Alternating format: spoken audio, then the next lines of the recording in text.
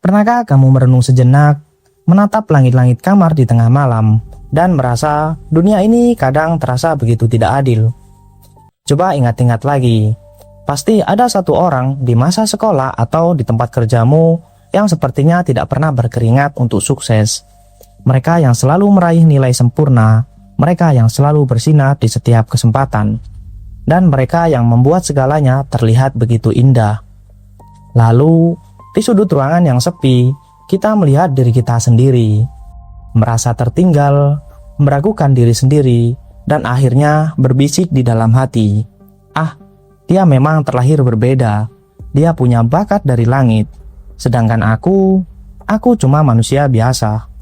Jika kalimat itu pernah melintas di kepalamu, malam ini saya akan memeluk perasaan itu, lalu perlahan-lahan mematahkannya. Karena tahukah kamu, bakat alami atau kejeniusan sejak lahir seringkali adalah kebohongan yang paling manis yang meninambobokkan kita. Sebuah ilusi yang membuat kita menyerah sebelum pertarungan benar-benar dimulai. Mari kita putar waktu sebentar. Merajut cerita dari awal tahun 2000-an di Amerika, pernah berdiri sebuah menara kesombongan bernama Enron. Mereka adalah perusahaan raksasa yang sangat memuja kata jenius.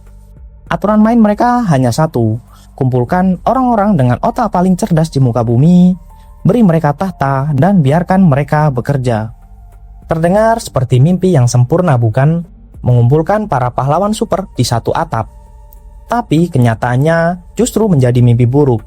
Enron hancur lebur berkeping-keping, menciptakan skandal penipuan paling kelam dalam sejarah bisnis modern. Mengapa istana yang diisi oleh orang-orang jenius bisa runtuh? Jawabannya ternyata sangat rapuh dan manusiawi.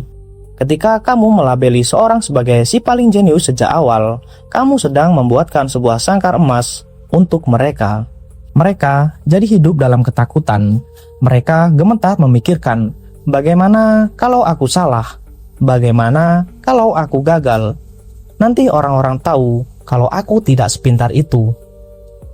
Jadi, ketika badai datang dan perusahaan merugi, alih-alih saling merangkul dan belajar dari kesalahan, para jenius ini memilih bersembunyi. Mereka memalsukan angka-angka demi menjaga topeng kesempurnaan mereka. Ego mereka lah yang membakar istana itu hingga menjadi abu-abu. Sekarang mari kita pindah ke sebuah lapangan basket sekolah yang sepi. Ada seorang anak SMA yang baru saja melihat namanya dicoret dari daftar tim inti. Anak itu pulang, mengunci pintu kamarnya, dan menangis sejadi-jadinya. Hatinya hancur. Anak itu bernama Michael Jordan. Dunia sering bercerita bahwa Jordan adalah dewa yang diturunkan ke lapangan basket. Faktanya, di masa remajanya, dia hanyalah anak yang ditolak. Banyak pemain lain yang melompat lebih tinggi dan berlari lebih cepat darinya. Lalu, apa yang merubah seorang anak yang menangis di kamar menjadi seorang legenda yang namanya diukir dalam sejarah? Rahasianya bukan pada otot kakinya, melainkan pada isi kepalanya.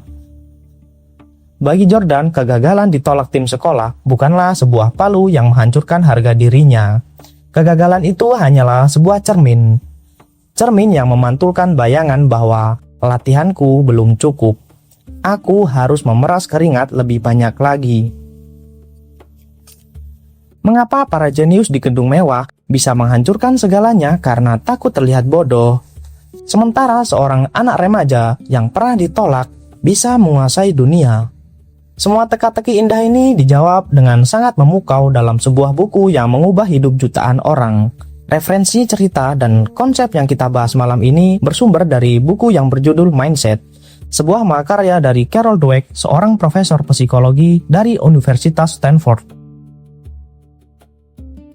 Melalui buku ini, Carol Dweck tidak sedang memberikan motivasi kosong. Dia membedah isi kepala kita dan menemukan bahwa pada dasarnya manusia memakai satu dari dua jenis kacamata saat menatap dunia. Mari kita renungkan bersama, kacamata mana yang sedang kamu pakai hari ini? Kacamata pertama disebut fixed mindset atau pola pikir tetap. Mereka yang memakai kacamata ini percaya bahwa kecerdasan, bakat, dan karakter adalah sebuah cetakan beton, sudah permanen sejak lahir. Kalau dari sananya bodoh, ya akan bodoh selamanya. Begitu pikir mereka. Apa bahayanya hidup dengan kacamata ini? Kehidupan akan terasa seperti arena penghakiman yang menakutkan. Setiap ujian, setiap kegagalan tidak dianggap sebagai batu loncatan, melainkan sebagai vonis mati. Kalau mereka gagal, mereka tidak berpikir, aku kurang persiapan. Tidak, hati mereka akan berbisik kejam. Aku memang bodoh, aku produk gagal. Akhirnya, mereka memilih bermain aman. Mereka mengurung diri dalam zona nyaman, menolak tantangan baru hanya agar terus terlihat pintar di mata orang lain. Dan yang paling menyedihkan, kacamata ini membuat mereka iri dan tersiksa saat melihat temannya sukses. Kesuksesan orang lain terasa seperti jarum yang menusuk harga dirinya. Kacamata kedua adalah antitesisnya, namanya growth mindset atau pola pikir bertumbuh. Mereka yang memakai kacamata ini tahu sebuah rahasia besar alam semesta, bahwa otak manusia itu sangat mirip dengan otot di lengan kita. Coba bayangkan orang yang sedang mengangkat beban di pusat kebugaran. Otot itu akan terasa sakit, robek, dan lelah. Tapi justru dari rasa sakit itu, otot tumbuh menjadi lebih besar dan lebih kuat. Otak kita pun bekerja dengan keajaiban yang sama. Jaringan di kepala kita akan bersinar dan membentuk jalan baru justru ketika kita memaksa diri kita mempelajari hal-hal yang rumit dan menyusahkan. Bagi mereka yang berpola pikir bertumbuh, kegagalan itu tetaplah menyakitkan. Rasanya tetap perih, tapi perih itu tidak merobek identitas mereka. Gagal hanyalah sebuah pesan dari semesta yang berkata, coba lagi dan coba lagi dengan cara yang berbeda. Sekarang mari kita bicara sesuatu yang niatnya baik, tapi diam-diam bisa meracuni masa depan anak, adik, atau bahkan diri kita sendiri. Sesuatu itu adalah pujian.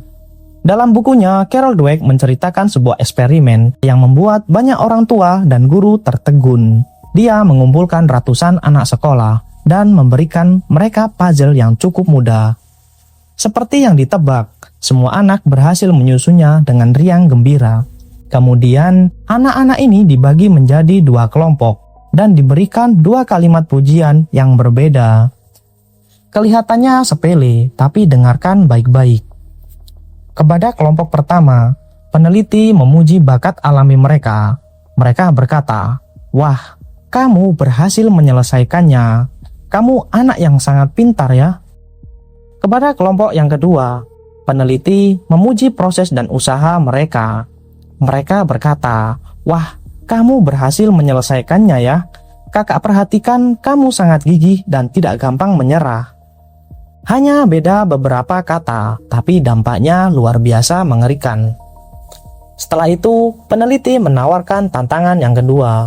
Ada puzzle yang sama mudahnya seperti tadi, dan ada puzzle yang baru yang jauh lebih susah. Kalian mau coba yang mana?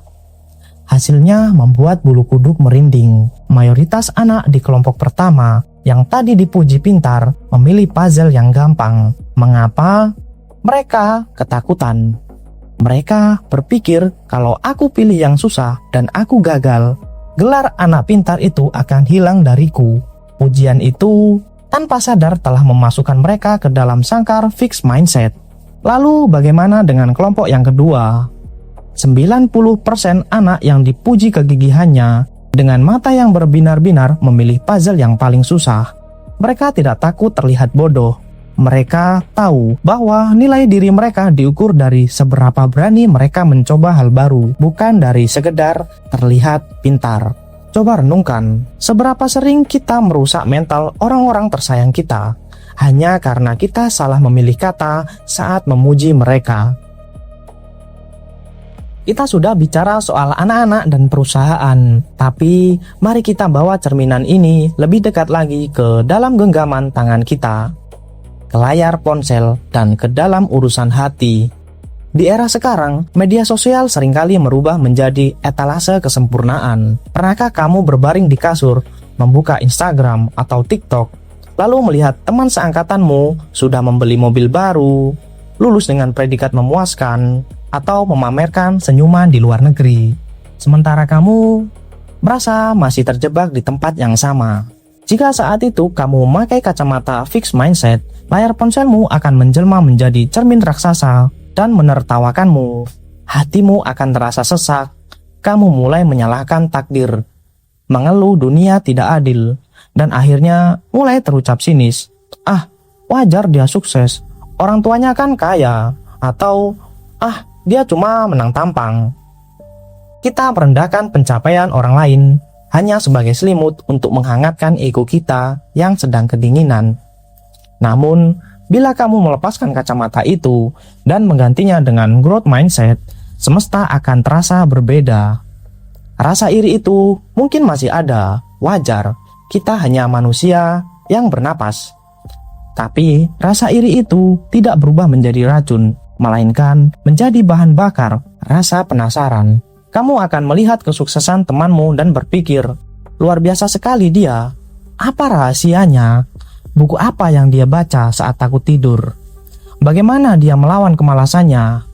Kesuksesan orang lain bukan lagi ancaman yang mencekik, melainkan peta jalan yang bisa kamu pelajari. Lalu, bagaimana dengan urusan asmara, cinta, dan hubungan manusia? Kita sering dicekoki cerita dari film romantis, bahwa cinta sejati itu seperti air yang mengalir turun dari gunung, mulus, tanpa hambatan, dan jika kalian memang berjodoh, semuanya akan terasa mudah. Ini teman-teman adalah fixed mindset paling mematikan dalam sebuah hubungan. Ketika kamu percaya cinta itu otomatis sempurna, satu pertengkaran kecil saja sudah cukup untuk membuatmu menyerah. Kamu akan berpikir, berarti dia bukan jodohku. Lalu kamu memulai menyalahkan pasanganmu. Kamu memang keras kepala dari dulu, tidak akan pernah berubah. Padahal, pasangan yang merawat growth mindset mengerti bahwa cinta bukanlah kebetulan yang manis, melainkan dua orang yang bersedia menjahit luka satu sama lain dan bertumbuh bersama. Dua kepala yang berbeda sudah pasti akan berbenturan, tapi pertengkaran bukanlah tanda kiamat bagi hubungan, melainkan undangan untuk duduk bersama, membuang ego, dan belajar memahami bahasa satu sama lain dengan lebih baik. Sama seperti sepetak taman, cinta membutuhkan pupuk berupa kesabaran, dan air berupa komunikasi yang mau terus dievaluasi. Namun sebelum kita melangkah lebih jauh, saya ingin kita semua berhenti sejenak dan berpikir kritis. Apakah memiliki growth mindset ini berarti semua orang pasti bisa menjadi miliarder asalkan mau kerja siang sampai malam? Atau artinya teruslah bekerja bagai kuda, jangan tidur sebelum sukses? Jawabannya tentu saja bukan, sama sekali bukan. Kita harus berani memeluk realita. Setiap manusia lahir dengan kanvas yang berbeda-beda, punya batasan fisik, kondisi keluarga, dan garis waktu yang tidak sama. Seberat apapun saya berlatih basket hari ini, saya tidak akan pernah bisa melayang di udara seperti Michael Jordan. Itu adalah realitas biologis. Di dunia modern yang kadang terlalu menuntut ini, istilah growth mindset sering dibajak oleh oknum tertentu atau perusahaan yang toksik untuk memeras tenaga manusia. Saat target dibuat tidak masuk akal dan kamu kelelahan, mereka akan berkata, "Ayo dong, ubah mindset kamu jadi growth mindset. Kerja lebih keras lagi." Teman-teman, itu bukanlah pola pikir bertumbuh, itu namanya eksploitasi. Growth mindset yang sejati bukanlah tentang menabrak kepalamu ke tembok batu ribuan kali, berharap tembok itu hancur duluan. Kalau caramu salah, diulang 1.000.000 kali pun hasilnya akan sama. Pola pikir bertumbuh adalah tentang kesadaran diri yang jernih, sebuah keberanian untuk mengakui, oke, cara yang ini ternyata keliru. Strategi ini tidak berhasil. Adakah jalan lain yang bisa aku susuri? Siapa guru yang bisa aku mintai tolong?